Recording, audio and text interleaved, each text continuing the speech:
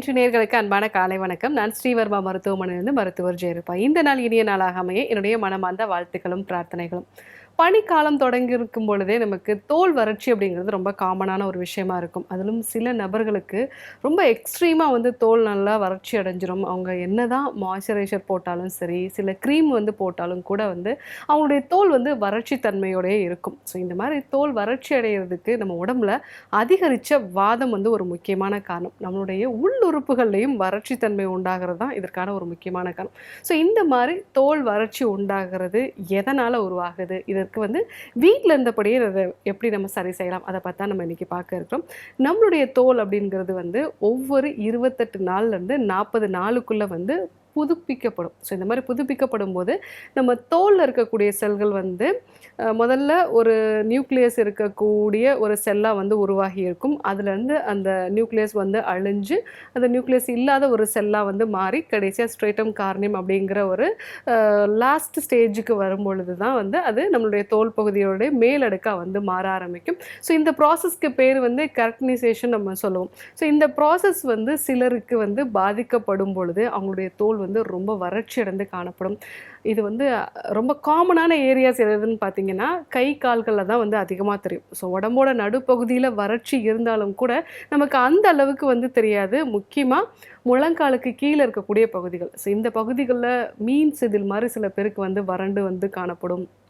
கைகளில் பார்த்தீங்கன்னா நல்ல ஒரு வறட்சி இருக்கும். ஸோ அந்த இடத்துல சின்னதாக ஒரு ஸ்க்ராட்ச் பண்ணோம் அப்படின்னா நல்ல வெள்ளை நிற கோடுகளாக தெரியும்.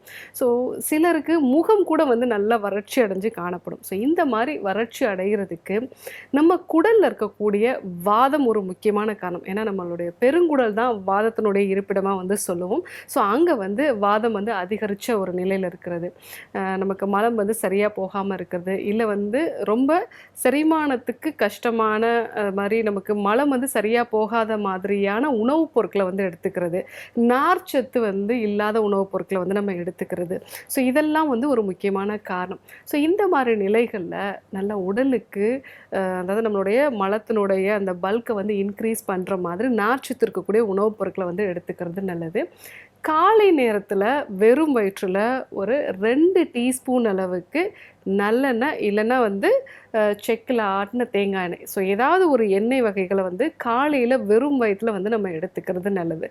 ஸோ அந்த மாதிரி எடுத்துக்கும் பொழுது நம்மளுடைய குடல் பகுதி நல்லா லூப்ரிகேட் ஆகும். ஸோ இதன் மூலமாக நமக்கு அந்த வறட்சி தன்மை நாளடைவில் குறைய ஆரம்பிக்கும். இன்னொன்று அரிசி கழுவுன தண்ணீர். இந்த அரிசி கழுவுன தண்ணீர் நீங்கள் பார்த்தீங்கன்னா கிராமப்புறங்கள்லாம் இன்னும் குழந்தைகளோட அந்த கால்கள் நல்லா ஸ்ட்ரென்தன் ஆகணும் அப்படின்னு சொல்லிட்டு இந்த பிறந்த குழந்தைகளை கொழுப்பாட்டும் பொழுது அவங்களுக்கு இந்த அரிசி கழுவுன தண்ணியை வச்சு நல்லா கால்களை நல்லா உருவி விடுவாங்க. ஸோ அந்த மாதிரி இருக்கும் பொழுது அவங்களுக்கு கால் நல்லா ஸ்ட்ரென்தன் ஆகும். அவங்களுடைய ஸ்கின்னும் நல்லா சாஃப்டாக ஒரு ஹைட்ரேட்டடாக இருக்கும். அதே இந்த அரிசி கழுவுன தண்ணியை நம்ம கால்களில் நல்லா ஒரு மசாஜ் மாதிரி பண்ணுறது, இல்லை கால்களை அந்த தண்ணியிலே வச்சிருக்கிறது, முகத்தையும் அந்த அரிசி கழுவுன தண்ணியை வச்சு நம்ம வாஷ் பண்ணுறது, அந்த மாதிரி பண்ணோம் அப்படின்னா அந்த வறட்சி தன்மை நல்லா குறையும். ஸோ இது கூட அதிகமான அளவு தண்ணீர் எடுத்துக்க வேண்டியது அவசியம். ஏன்னா இந்த பனிக்காலங்களில் நமக்கு சரியாக தாகம் எடுக்காது. அதனால் நமக்கு தண்ணீர் குடிக்கணும் அப்படிங்கிற ஒரு உணர்வே வராது. ஆனால் குறைஞ்சது ஒரு 3 லிட்டராவது நம்ம தண்ணீர் குடிக்க வேண்டியது அவசியம். ஸோ தண்ணீர் எந்த அளவுக்கு குடிக்கிறோமோ அந்த அளவுக்கு நம்மளுடைய ஸ்கின்னும் நல்லா ஹைட்ரேட்டடாக இருக்கும். உணவுப் பொருட்களை பொறுத்த மட்டும் நல்ல நீர்ச்சத்து இருக்கக்கூடிய வெள்ளரி எடுத்துக்கிறது நல்லது, டெய்லி மாதுளை எடுத்துக்கிறது நல்லது, பப்பாளி எடுத்துக்கிறது நல்லது. ஸோ இதெல்லாம் நமக்கு அந்த ஸ்கின் நல்லா ஹைட்ரேட்டடாக இருக்கிறதுக்கு ஸோ நம்ம இந்த மாதிரியான பழங்களை எடுத்துக்கலாம். அதே மாதிரி வைட்டமின் டி இருக்கிற மாதிரி மீன் வகையான உணவுகள் எடுத்துக்கலாம். அதே மாதிரி சூரிய வெளிச்சம் உடம்புல படுற மாதிரியான விஷயங்களை ஃபாலோ பண்ணுறது நல்லது. ஒமேகா 3 ஃபேட்டி ஆசிட்ஸ் இருக்கக்கூடிய நட்ஸ் வகைகள், அதே மாதிரி மீன் வகைகள், இதெல்லாம் நம்ம எடுத்துக்கிட்டோம் அப்படின்னா நம்மளுடைய ஸ்கின் நல்லா ஹைட்ரேட்டடாக ஆரோக்கியமாக இருக்கும். அதே மாதிரி ரெகுலராக உங்களுக்கு வறண்ட ஒரு சர்மமாக இருக்குது, இது எங்களுக்கு பரம்பரையாக கூட இருக்குது அப்படின்னு சொல்லக்கூடிய நபர்கள் முக்கூட்டு எண்ணெய் முழுக்கு அப்படின்னு நம்ம சொல்லுவோம் சித்த மருத்துவத்தில். இது என்னென்ன எண்ணெய் அப்படின்னா அதாவது விளக்கெண்ணெய், அது கூட வந்து பசுநெய், நல்லெண்ணெய் இது 3யும் ஈக்குவல் குவான்டிட்டி எடுத்து மிக்ஸ் பண்ணிவிட்டு இதை வந்து உச்சந்தலையிலேருந்து உள்ளங்கால் வரைக்கும் நல்லா நீங்கள் தேய்ச்சிட்டு அதுக்கப்புறமா ஒரு அரை மணி நேரம் கழித்து வெது வெதுப்பான வெந்நீரில் பாசிப்பயிறு மாவு வந்து தேய்ச்சி வந்து நீங்கள் குளிக்கணும். ஸோ அந்த மாதிரி நீங்கள் குளிச்சிங்க அப்படின்னா இந்த வறட்சி தன்மை வந்து நல்லாவே வந்து குறைய ஆரம்பிக்கும்.